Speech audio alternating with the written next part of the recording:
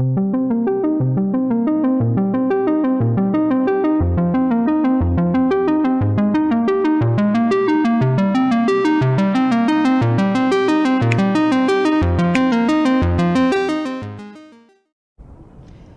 and welcome to Disco Elysium, part 26. Don't forget to like, share and subscribe and help me grow my audience. It's really appreciated. Now, looks like Kim has something to say to me. Let's see what he says. Alright, we've finished here. Let's quickly debrief and go over what we found. So we don't do it in front of the company rep. Okay. Seems like something police would do. What do you think of all this, Kim? Honestly, I'm quite worried by what we've seen so far. The evidence seems to point to a rather extensive and well-organised operation. I'm especially intrigued by that radio transmitter, particularly the sheer number of stations it can connect. Looks like this alleged drug trade casts a wide net.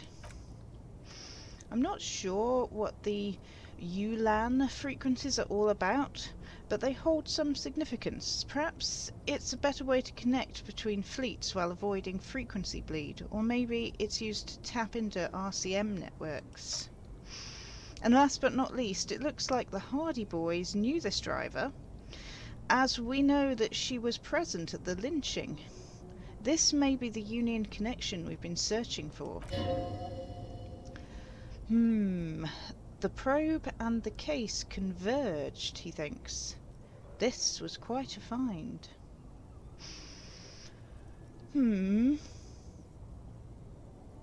So it turns out this is connected to the Union? Like Joyce told us, yes, logistically, but don't expect to bust this open during our stay here. At best, this is an angle we can use against them to other ends as extra ammunition. Okay, what about the movie posters? How do they factor into all this? As elegant as they are, I don't think they're relevant to the drug trade. A lot of women there, especially for a lady driver's cabin. Yes, well, he doesn't say more. Unimportant? Will the RCM open an investigation into this? We should return to the murder case, see what Joyce tells us about the lynching. When we're done for the day, I'll call my station and suggest our narcotics department look into this. There are more than enough grounds to start an official investigation. Sometime later, when we're done here. We do not want to get caught in that. He stops to think. What are you thinking? The fact that one hasn't started already gives me pause. An investigation, I mean. Especially if the Madra grouping is involved. I can't imagine they aren't. It's certainly worrisome. Corruption? He nods. All the same, I don't like the idea of internal affairs descending on the matter. That won't help anyone either. Okay, debrief over? Debrief over, he nods. After you.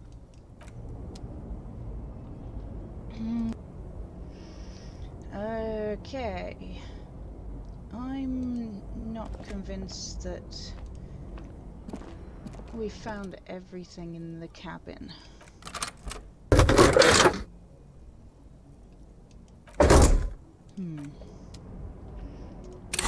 So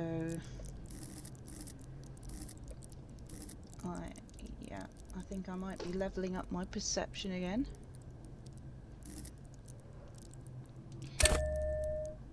Only thing I'm good at in the Matronics area. Let's try that again. Aha!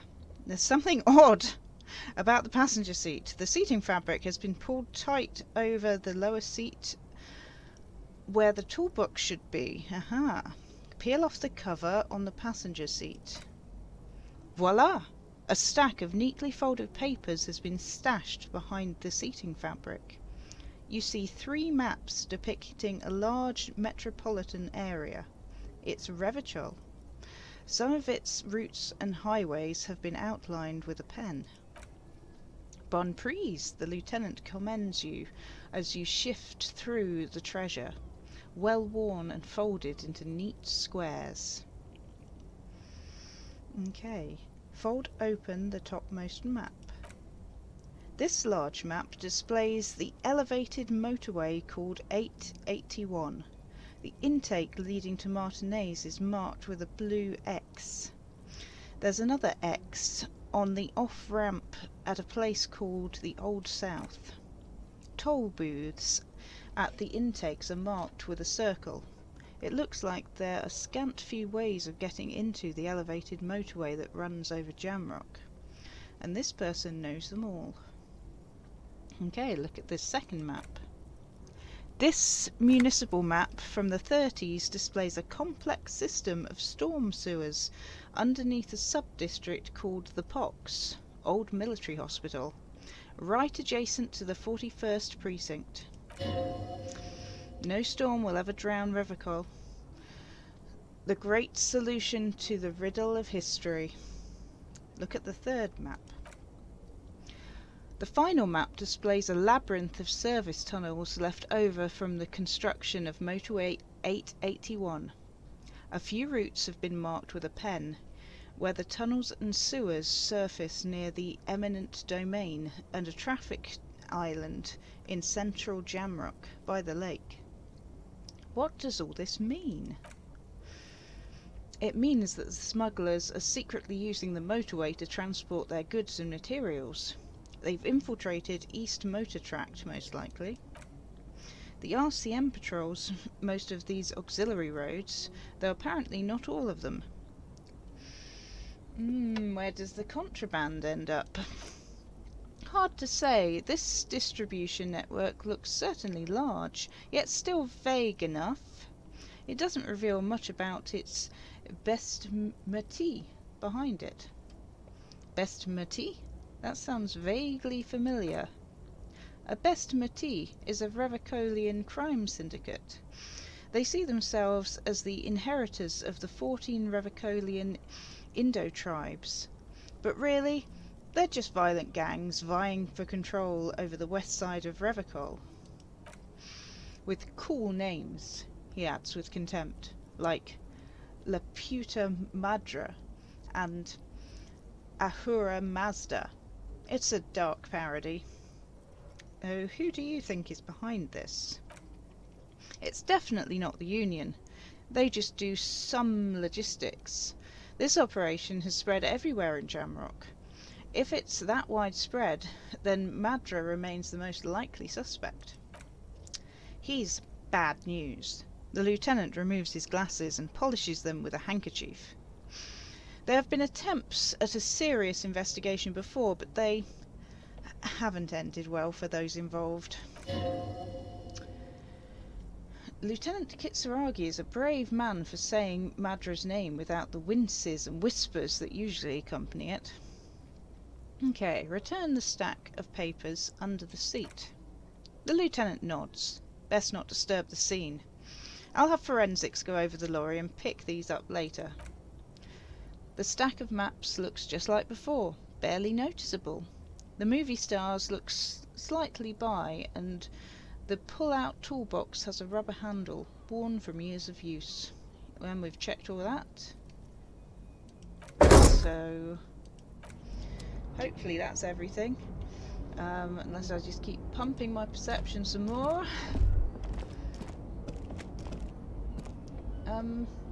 So he seems to want to talk to me. And why not?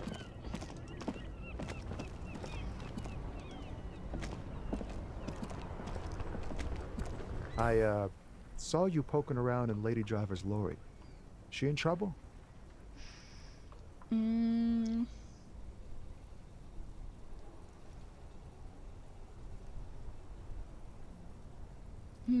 So what do I tell him? I think I'm gonna be on the official side. Sorry, man, I can't disclose the facts of an official investigation to you. But that kinda tells him that there's an investigation.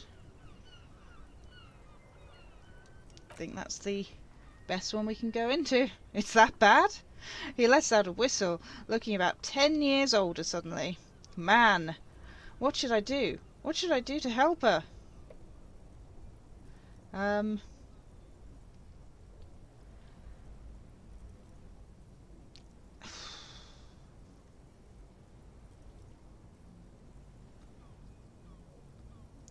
Let's go with I really don't know.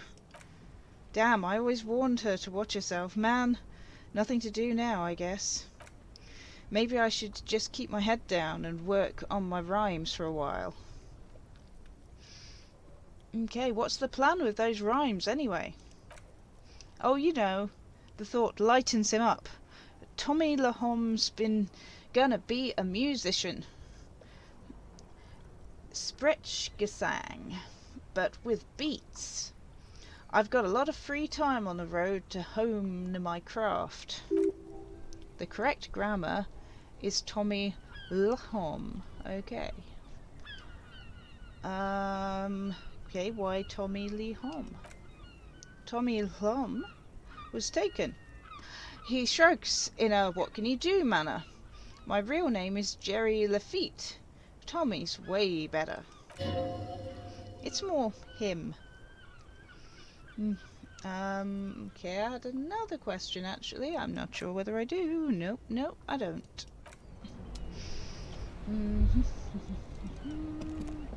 We're right next to the car, so let's check whether any info has come in.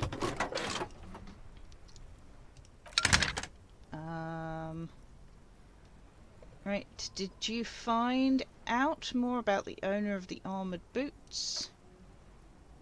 Still no word. Well, great. Are we ever gonna find out? I'm the owner now, though.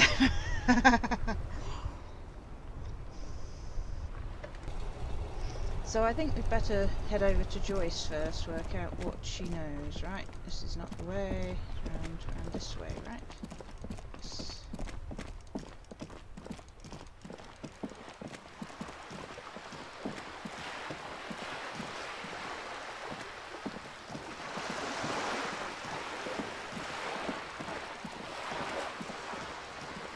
And look at our wonderful masterpiece. We've left our mark on this world.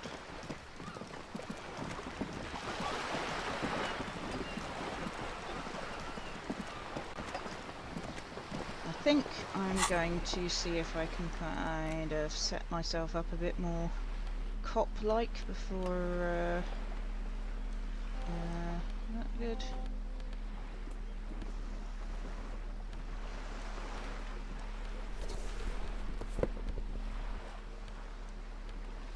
Before we interrogate her.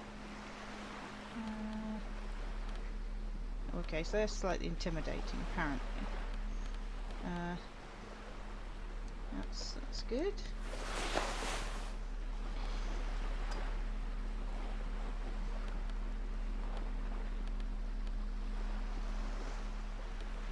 We've got a lot of jackets, not so much on the shirts.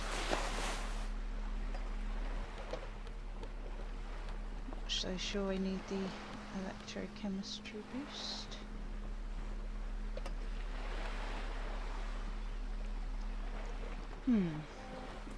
Question is, do we want to be scary about crazy trousers?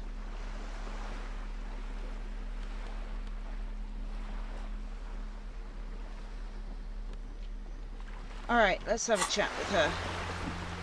You're back. Good. Yes. What can I help you with? So I spoke to the lorrymen at the roundabout. Yes, my eyes on the harbour have sent word to that effect. What have you discovered? Exactly where are these eyes located? It doesn't really matter, and I do apologise for the surveillance. Wild Pines can't afford to be blind at a time like this. In any case, it's a relief to know someone has looked into it. If I may ask, Will there be an official investigation? I assume that you discovered there is an operation. The lieutenant is about to interject. Cut him off. This decision should be yours. He seems kind of good at this, so I might let him handle it. If there is an investigation, it will be part of an ongoing operation, subject to confidentiality. I'm sure you understand. Of course, detectives, she says, her tone more cautious suddenly. If in any case, you've held up your end of our bargain. I trust you with the rest. Now it's my turn.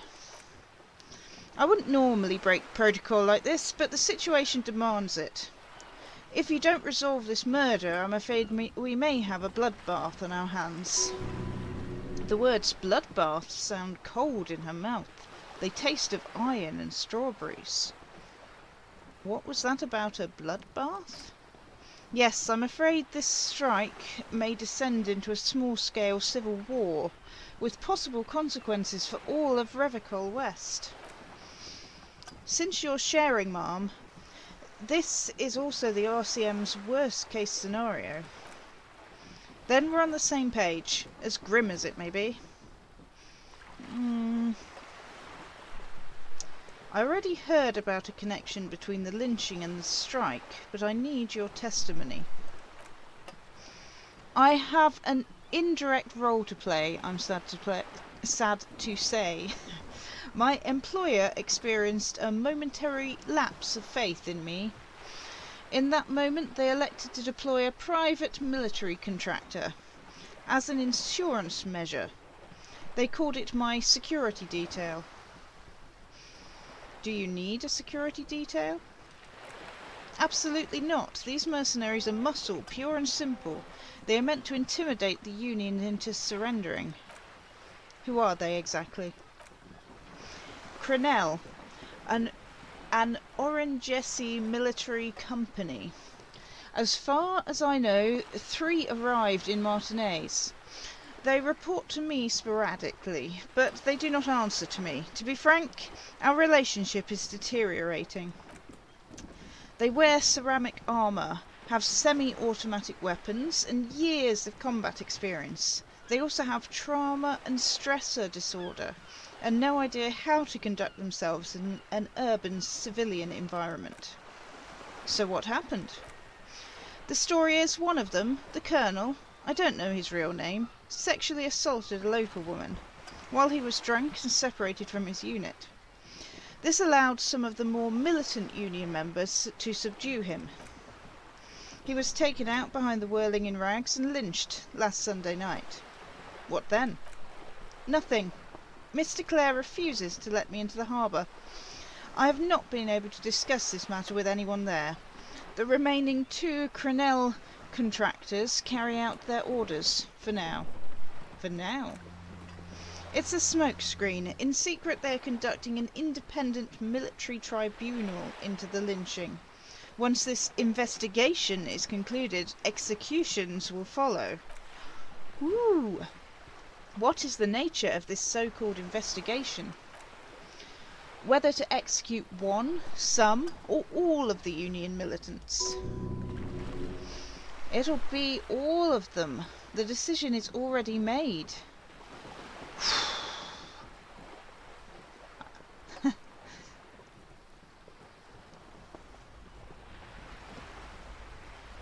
Oh man, you've made a mess here. It was the Union who strung him from that tree. A wave crashes against the side of her boat. My hope is that you provide a single, concrete suspect before Crenell indiscriminately pick theirs. Simply put, she grabs hold of the mainsail. If you don't pin it on somebody good and do it fast, they will identify and execute everyone present at the lynching. This, in turn, will force the Union to respond. They would have to project strength and power. The Debardiers have over 2,000 men. It will be 1,000 to 1. Have you ever seen a hornet invade a beehive, Lieutenant? She leans back. It's not pretty. The Surrey's giant hornet, the world's second largest insect, can kill 40 honeybees a minute, while a group of 30 can decimate an entire hive of 20,000 bees in less than 4 hours. These men work in tandem, using semi and fully automatic firearms. Their armour is virtually impenetrable to muzzle-loaded weapons, even yours. Most union workers don't have guns at all. She is silent for a moment, then concludes, as I said, a bloodbath.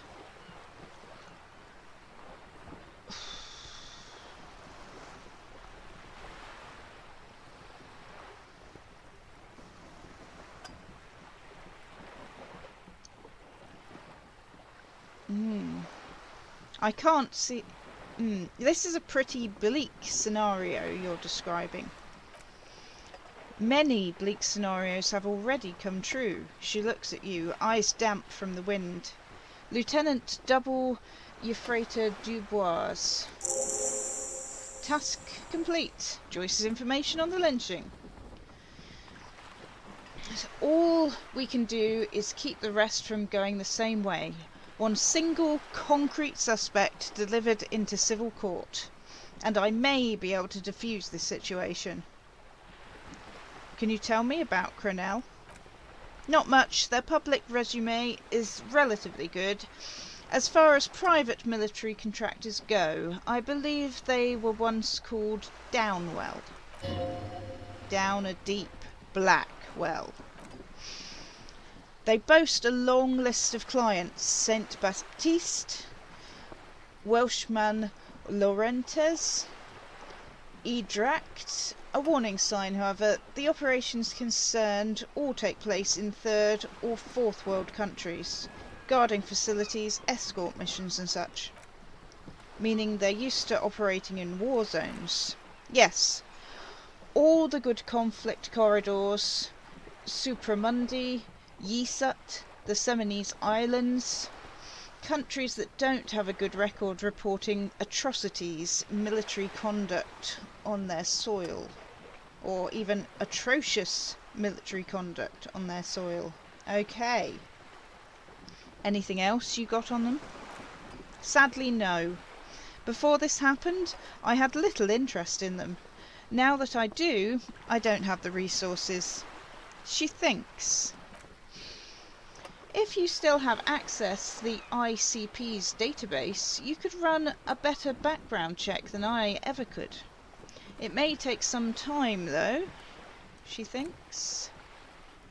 Do you know a lot about the inner workings of the RCM and the ICP, Ma'am?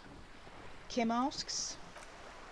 In my line of work, it pays to do your research. I was prepared to deal with the RCM. I did not think I would be dealing with a group like Crenell. Could you contact the company, tell them to call them off? I have, and they will. However, these orders take time to reach what is basically a rogue unit out in the field here. Until they do, it's all on us. She's being truthful. She is pressing them as hard as she can. So, you said the deceased assaulted a woman. Oh, he didn't. She tilts her head. This is information passed on to me from some teenagers loitering around the canal. I cannot testify to it. Who did the passing on then? The remaining contractors. Their tribunal. It's what they believe. What did these teenagers by the canal say? That the man was killed because he assaulted a local woman. I've asked around a bit. This seems to be the accepted story around Martinez. This does not come as news to us, but still, Kim exchanges a glance with you. To your knowledge, where did this assault take place, if you know? Last Sunday night, at the Whirling in Rags, the hostel by the gates. Supposedly the colonel was drunk, maybe on narcotics too. Either way, he's alleged to have sexually assaulted a woman. Sometime later, a group of dock workers got their hands on him.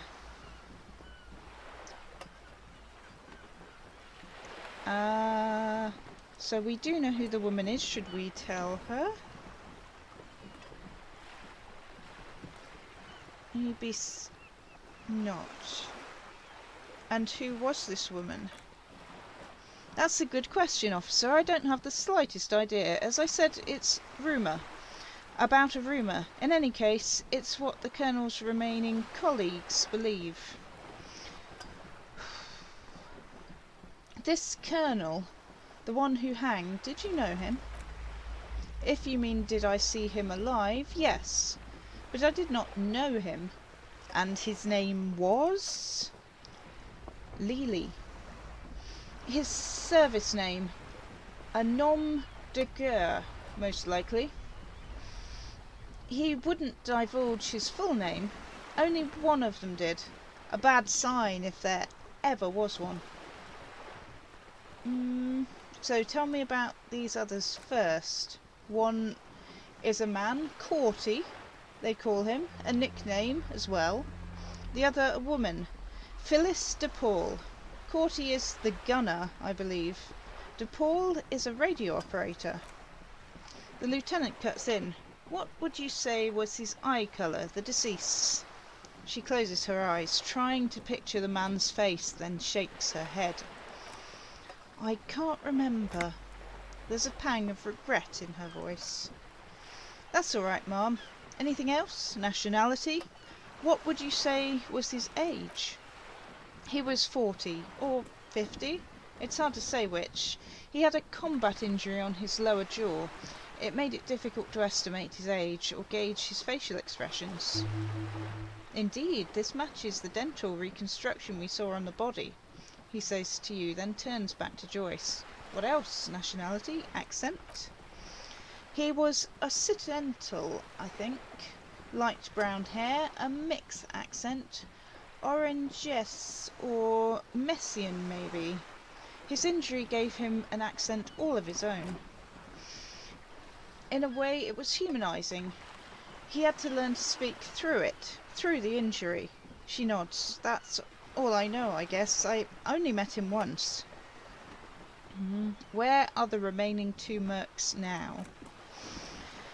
They've gone to ground, as it were. I don't recommend seeking them out. She puts a foot on the guard wire for balance. For one, they're almost certainly armed to the teeth. They don't have the same respect for Revocol citizens militia as I do. To put it bluntly, they think you're vigilantes, ghetto savages. It will not be a fruitful meeting. Vigilantes? You're a professional officer and the only legitimate authority in Revocol.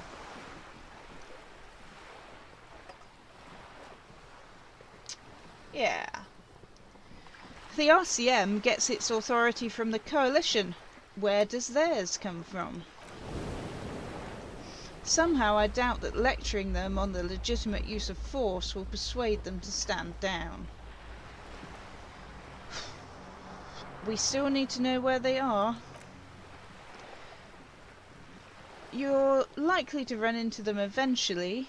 When that happens, I'll be in a better position to mediate if I don't appear involved. Come on. Where are these mercenaries? One is obviously the scab leader at the harbour gates, the one chanting the idiotic slogans. He's barely maintaining his disguise. The other has a vantage point in a building south of the roundabout. They were keeping tabs on you while you were canvassing the lorry drivers.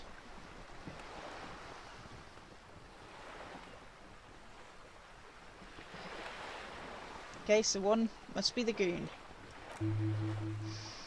That may be so. She is poised and unperturbed. I still hope you heed my advice. There's no need to kick the hornet's nest.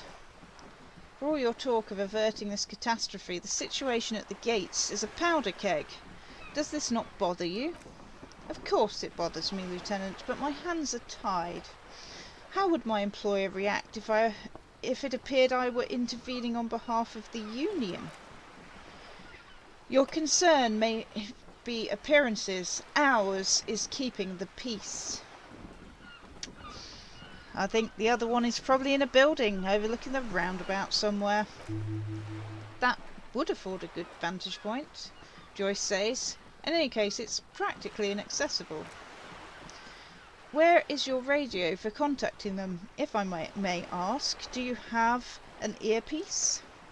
Heavens no, I'm not an undercover agent. There's a shortwave at the ship's wheel. She nods towards the sloop's cabin. Okay. How much time do we have? Until the executions start? Truthfully, I don't know. It depends on their progress identifying the members of the lynch mob and their impatience. They don't report their progress to you? Not on this matter. I'm afraid they consider this a personal initiative. There is a brief silence. Seagulls squawk over the bay. 5 days. Not more. Maybe sooner. It's a matter of days, not weeks, says Joyce. Okay, that's all for now. Aha! Can we get her to tell us about the tattoos? Of course! Excuse my hesitation before. She reaches over the guard wire and takes the photo, holds it in her hand. For about half a minute, in silence. It was taken with a Trigat not long ago. This is the man's upper body. There were no more markings on his legs or hands. Okay, stay quiet and observe the woman's expression. Her mouth is relaxed. The accordion lines near her mouth vanish. The pearls of her eyes move slowly on the photo's surface. What do you think? Sorry, she breaks her concentration. I was trying to see if I could read the web of interdependencies between those points, the stars. She points to one on the photo paper. I can't, but that's how you read this story. The points themselves don't have letters, numbers, anything. Their size, location on the body, and distance from each other tells you what they represent. Like blooms in a pattern. Close, she nods. Port cities. This is an Orongeus map of the waterways. A sailor's tattoo worn by wayfarers of the DeLorean century over 300 years ago. The sailors would mark their bodies to map their travels.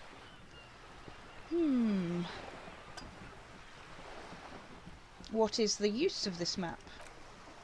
The sailor's soul would use it to fly back home if they should die abroad. This is a sort of contraption to be reeled back in by. The silver cord, they would call it. Where is he now? I've spoken to him. For now his soul is fastened inside his corpse. She remains unfazed. That is precisely what the sailors feared when they drew these maps, a fear of drowning within one's own corpse. What travels did the dead man make? Quite a few. Vrefort, the Oranges capital, traditionally stands on the right shoulder. She points to it on the photo. He started somewhere near here, I think. What next? Then he made his way to the Preto Grande, though what I think must be Stard Canal, an artificial channel through the Occident. From the Preto he sailed to the Insulindic Ocean, first the Seminoes Islands, and then, she points to his heart. What is that? Revocol, she says. Those are the two contestants, or even constants. Redfort on his shoulder and Revicol in his heart. They started the tradition of these maps right after the discovery of Insulind, at the dawn of the intersolary age. The old world passing by and the new world already here. You said you can't read. I can't. This man was no sailor. And these are no ports. I can understand geographic fragments, but not their meaning. Somewhere in an office lit by a single green desk lamp, Captain Ptolemios Price, 58, bold and bespectacled, is writing in a ledger on his desk. Rows and rows of days and weeks.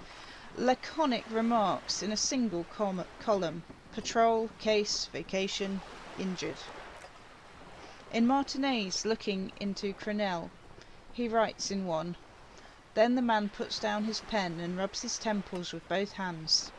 Outside there is a siren. Distant gunshots on the streets of Jamrock Quarter. Redfort? Redfort has a military academy. The Seminoles Islands saw a recent conflict. In Revicol he was executed.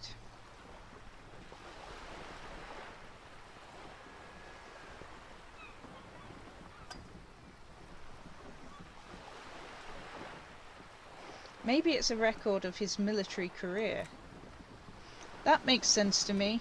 We have no more use for a map of the waterways, just like we didn't need sailors the way we used to.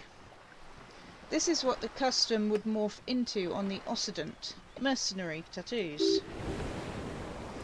For all the boys looking for adventure, a blood spatter on the seas. Who could tell me more? His platoon members?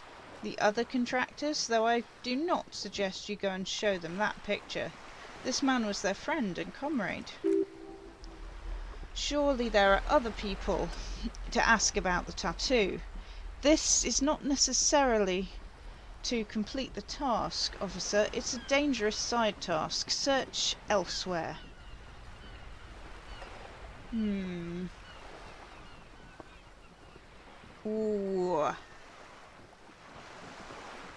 So it could be dangerous to ask them about the tattoos.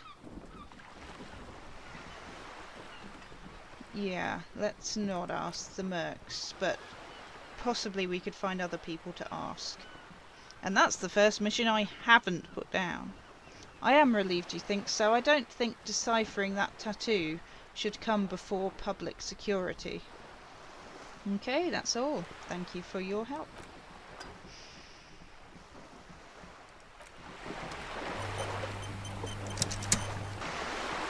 Let's see if we can get anything out of looking at the tattoos ourselves. So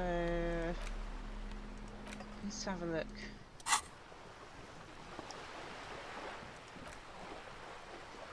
What is the meaning of this tattoo? For you to discover, you've gotten as far as you will without assistance. Someone close to the victim might know. Oh, good point. Someone who knows about history could tell you. Okay, so maybe the lady at the whirling would know. Is it too soon to speak with her?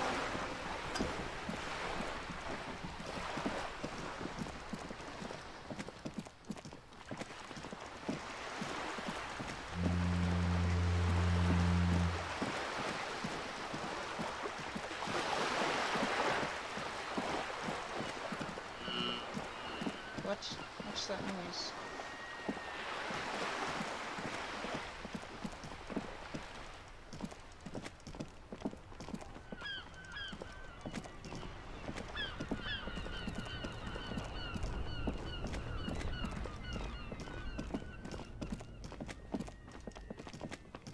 I might go to the other side of the river for a bit, see if we can't find anything else.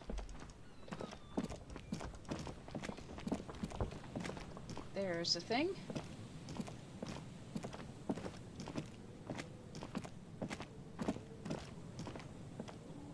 Hurry up then. A breaker box to power the radio pylon above you. Maybe there's something inside? Ah, there is indeed. Ooh, what? Ahead, decades old concrete defences. Children play on them now. Okay. That's our car. Which, met a sticky end. Ah. And a broken fence.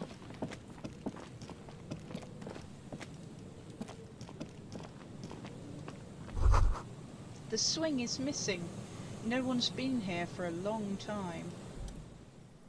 Rust peels off the bent iron posts of the swing. The wind whistles through the skeleton of the small house behind you. There's desolation everywhere. What happened here?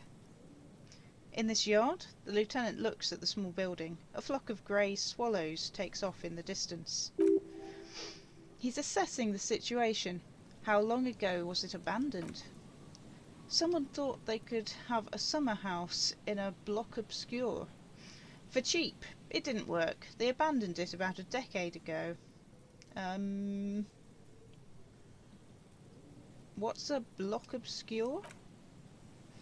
A black block, a part of the city left unrenovated after the war, or one that has fallen to gang violence or has become inhospitable in some other way. On aerial photos, blocs obscurs look like dark squares, hence their name. So this part of the coast is a bloc obscur? Practically. It's not an official term in any way, but he spreads his arms. Look around. No sewage, broken power lines, crime, drunks. Life is tough in the blocks. It's no place to build a summer house. Maybe they left something useful behind. Yes, for you to scavenge, like a post-apocalyptic scavenger who collects trash and errant magnesium blisters. He gives you a weary smile. It's not meant as nagging, just an observation. We should move. I don't think we will solve the murder with forays into the urban hinterland, at least this phase of the investigation. Well, I'm sure I can find something useful.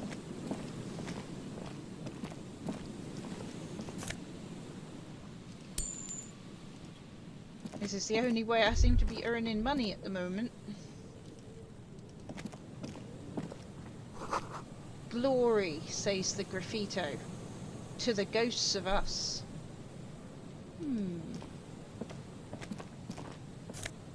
Aha! Yes, indeed.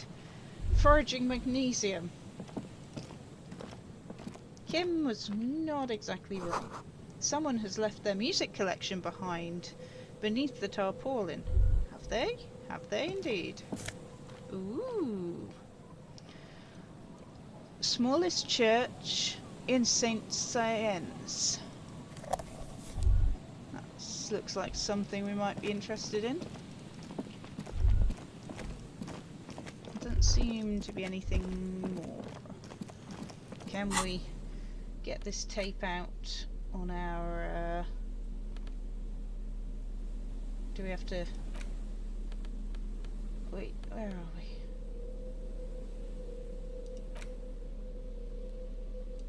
Tools, isn't it? Yeah.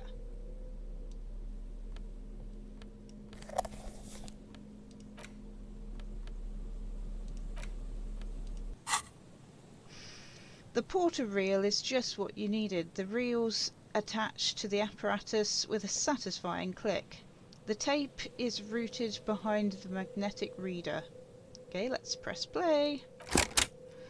You press the large button marked Commencer and the tape starts spinning.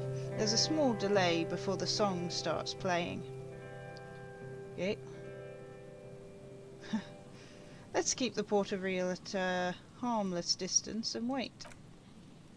Then the organ starts playing in a simple melancholic tune echoing into the hallway. A lone singing voice joins in, telling you about the tiniest church in Saint-Saëns, surrounded by an even tinier yard. You almost feel the seaside mist on your skin. It's mega sad.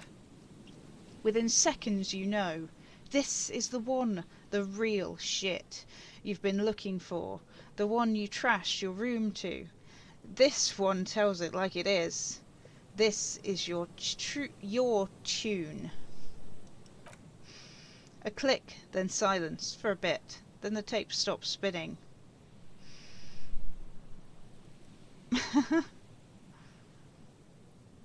Could I sing this for karaoke?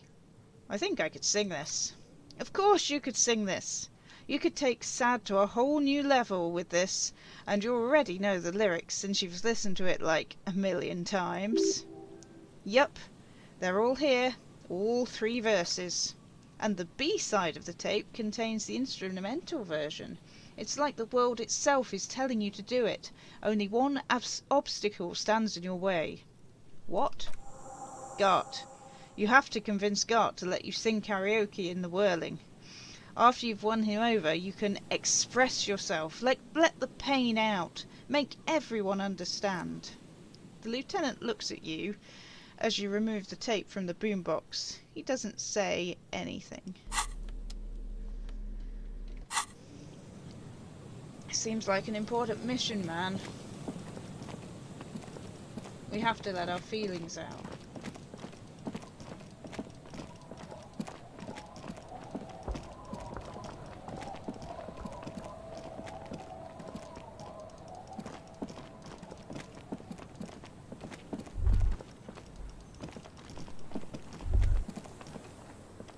Okay, I think we had a little chat with those guys before, didn't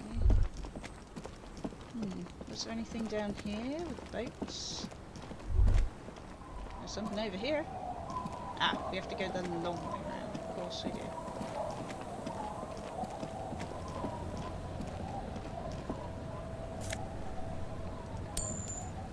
Ding. The plank creaks beneath your weight.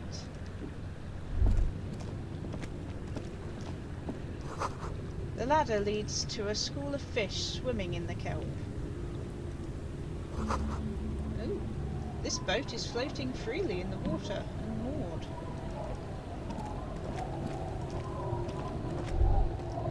What do we have here?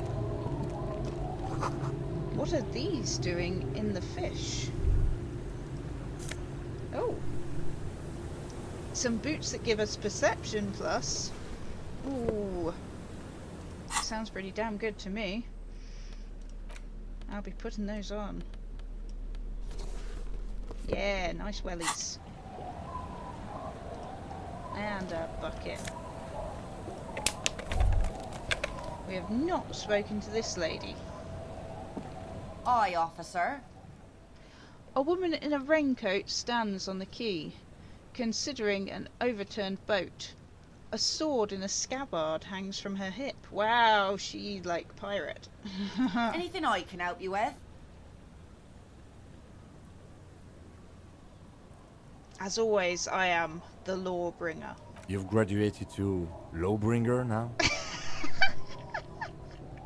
Men with authority have their quirks. Comes with never being second-guessed about anything. She waves you off. So what brings you here, lawbringer? Well, that depends. Where are we exactly? A fishing village on the seashore. This place doesn't really have a name. It's sometimes called Elysium. Elysium? Why? The sign on the street leading here is illegible. Has been since they built this place. The wind rattles her earrings. I have questions. First is, what's your name? The name is Lillian. People call me Netpicker. I think I have time for questions, and that was actually the second one. Ask her about the cool sword. Helps to break the ice. Okay. Nice sword. Does it come with a story? Unfortunately, the factory sold this one with a 3-year warranty instead of a story. She smiles at her own joke. It's to intimidate folks mainly. It is imposing. Nod. It's a regular mass-produced sword, like a shovel or an axe. Nothing fancy, just for intimidation. Why do you need intimidation tactics? From time to time, people need a lesson in respect. That's just the way it is. Back in the day, I caught the eyes of many men, and believe me, she adds, tittering, men need a lesson in manners from time to time.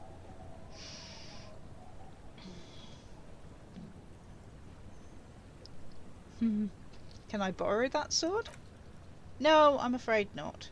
Her eyes are smiling as her hand moves to the hilt, attempting to confiscate the blade I use to keep these animals in check. You would put me in an early grave. Why don't women arm themselves if it's so effective? Why don't more women arm themselves? What makes you think we haven't? She smiles. Huh. The truth is that almost everyone in this life is scared and tired and stupid and too dull for that. That goes for men too, but they put on an act for us, pretend like everything's good and living in shit doesn't bother them. Like anyone falls for that. Behold, point to the expression on your face. Her eyes meet yours and suddenly she starts laughing. It's hoarse, as if she hasn't laughed in a while. Not bad. Do you like it? Sure, her face straightens. It looks as if you could face down any horror in the world with that same unchanging grin. It's like a shield. The traces of her laughter are still there in her eyes, fading fast. So where are all the men now? Some went to patch their wounds, their lesson learned. Others were more thick-headed, she looks down. And one of them I ended up marrying. Wait, why? If they're so thick-headed. Guess I enjoyed the way he bled. Her expression doesn't change. It's hard to say if it's a joke. If it is, then why the melancholy? Where's your husband now? Gone.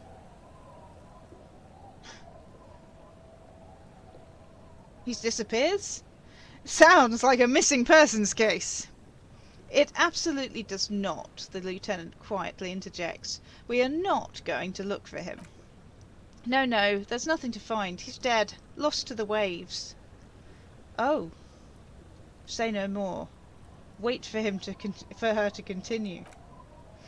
He didn't respect the sea, went out there drunk like a skunk, and sure enough, one day the boat was found floating empty. The bloated corpse turned up 2 weeks later. Now, before you tell me how sorry you are for my loss, know that it was 4 years ago and I've moved on. There's only so much mourning you can do for a drunk with sinewy muscles.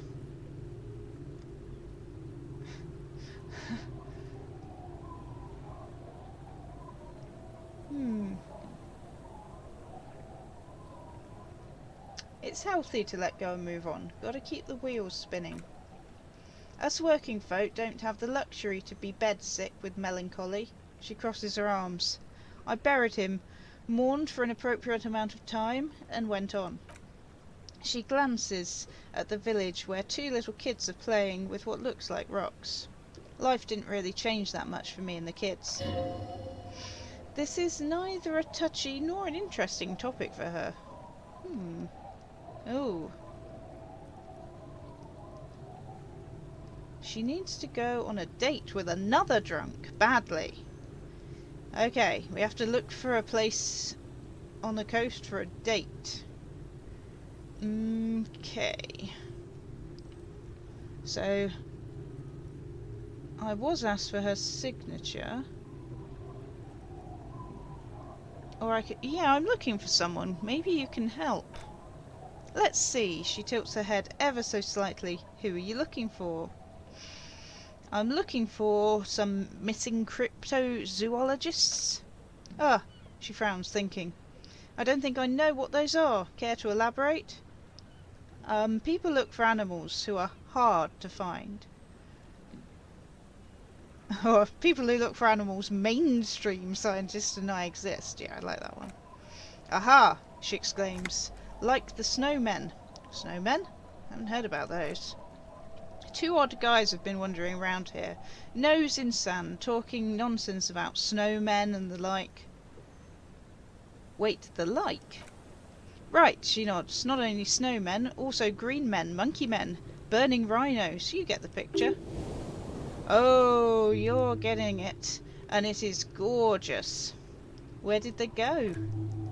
I don't really know. Further down the peninsula, I guess. I mean, that's where they were heading. She points north. Who else are you looking for besides snowmen? A working class husband. Yeah, I'm not really looking for that anymore.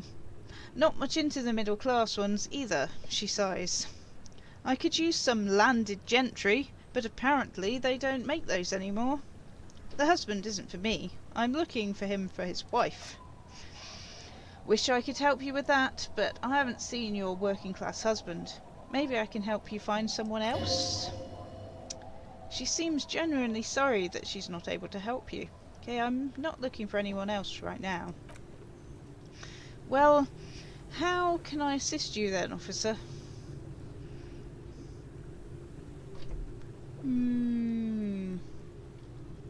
I think I'll leave it there. I'll be seeing you.